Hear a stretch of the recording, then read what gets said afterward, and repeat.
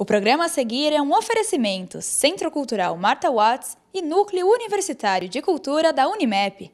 São diversos o formato das histórias em quadrinhos que atraem pessoas das mais diferentes idades. Seja o gibi, o mangá ou o cartoon, eles estão lá para informar e entreter.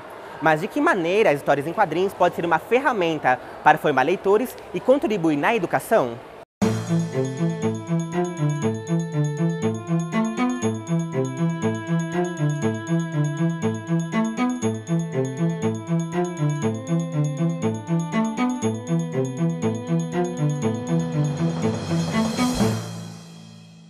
Simplesmente existindo, chegando até o público, chegando até a criança ainda que não está alfabetizada e que tem vontade de entender a história, saber o que os personagens falam, o que eles estão fazendo, qual é a mensagem, etc, etc.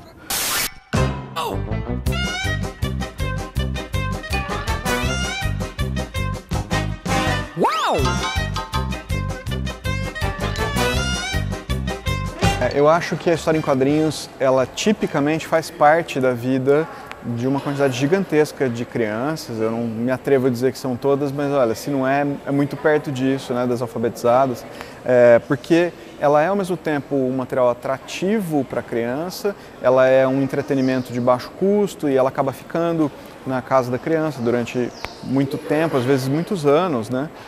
Eu praticamente fui alfabetizado com histórias em quadrinhos, então desde muito pequeno meus pais me davam histórias em quadrinhos para ler e iam me ajudando a interpretar as histórias utilizando as imagens, o que é uma muleta ótima, né?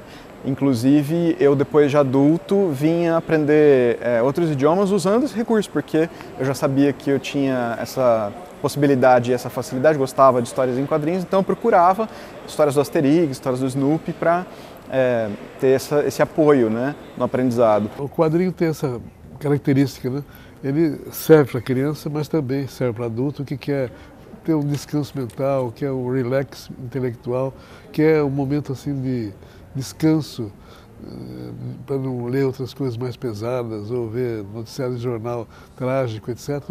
O quadrinho dá uma relaxada mental que acho que faz bem para o pessoal todo que lê, né? No meu caso, nós evoluímos bastante, estamos mais de 50 anos trabalhando nisso, sempre com alguma evolução em termos de subprodutos ou novos produtos que nascem do primeiro gibi.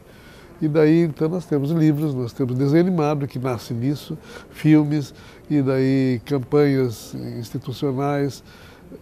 No simples gibi, nós fazemos um leque de produtos com os quais a gente fala com todo tipo de público, em termos de idade e em termos de cultura. Toda uma construção colaborativa, né, que você faz de forma muito enxuta. Você pensa uma tirinha de 3 quadrinhos, ela tem uma história com começo, meio e fim.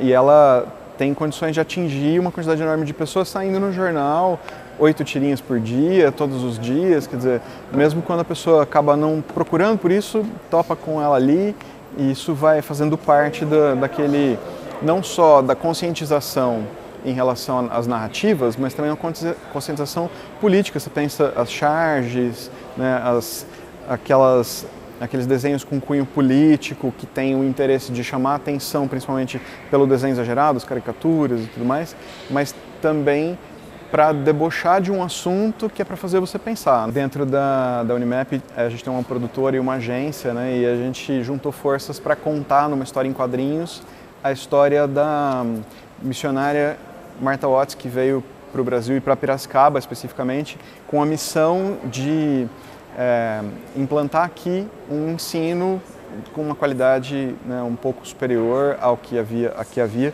E aí o Centro Cultural Martha Watts nos solicitou que a gente contasse essa história em quadrinhos de uma forma que fosse ao mesmo tempo atraente para as crianças e chamasse as crianças para o Centro Cultural.